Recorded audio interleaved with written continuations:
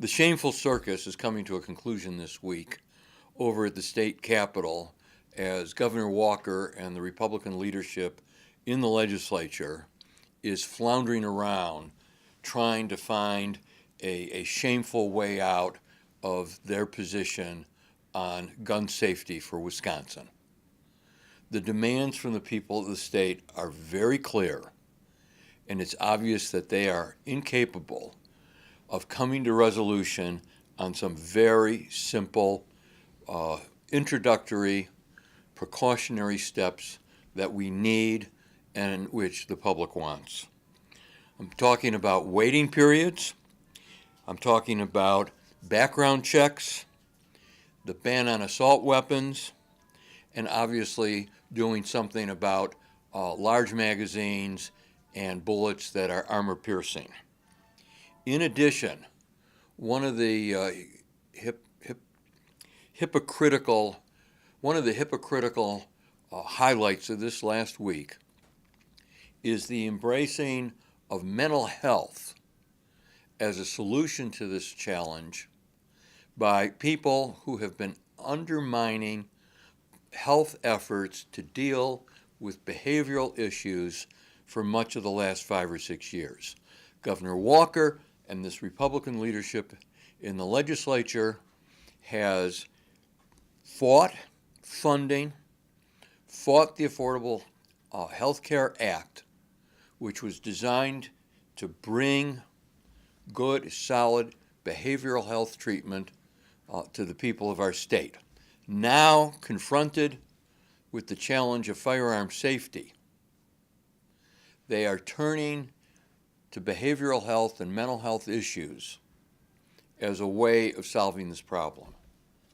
I think we'd better remember this is more than school shootings. That is one element of the gun crisis in this country. We have seen it in places of worship. We have seen it at popular gatherings for recreational activities. And we've got thousands of Americans who die every year from firearms unnecessarily. To say that they are going to take protective measures just in our schools and to address mental health is totally inadequate. We need some new leadership on this issue, and hopefully, as the session ends and these legislators return to their districts, they'll get a clear message from the people of Wisconsin of what's expected of them in the next session. Any questions? One thing I'm always curious about when I hear about more gun laws is that also means enforcement. And so, doesn't that also mean possible issues with making the prison population and racial inequality situation worse because more felons with guns, you need more enforcement of that? I mean, how does that play? My guess is that if we slow down the proliferation of guns on our city streets, we're going to find young people turning to different avenues like employment and education as a way of establishing themselves in their communities. There's just no question that the situation has worsened as guns have proliferated, and certainly the danger to innocent bystanders and to law enforcement has increased as these gun laws have been weakened over the past 2 decades. When we look at other societies and other countries, we know that people are just as safe in terms of protecting themselves against intruders and assailants without the tens of thousands of lives that are lost every year in this country. I want to point out that the latest statistics demonstrated that if there is a firearm available, it is 17 times more likely to be used either for suicide or for assaulting a friend a relative, an acquaintance, than it is to be used in fending off an intruder. So I think the data is clear.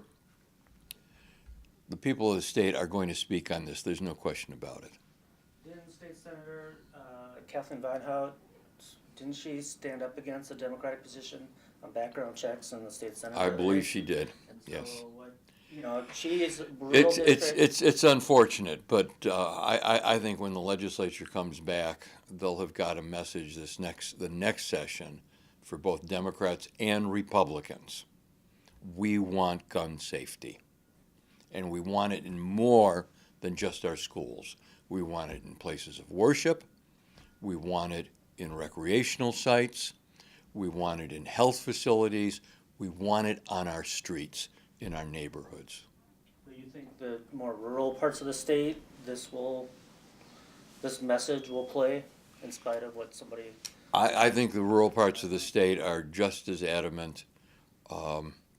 They will be more concerned about laws that would infringe upon the ability to hunt, upon the ability to have a firearm for individual safety in an isolated area, but the kinds of points that we are sharing do not do that. And of course, nobody has to worry about me taking any money from the NRA, since I'm clearly on their hit list. All right. Thank you.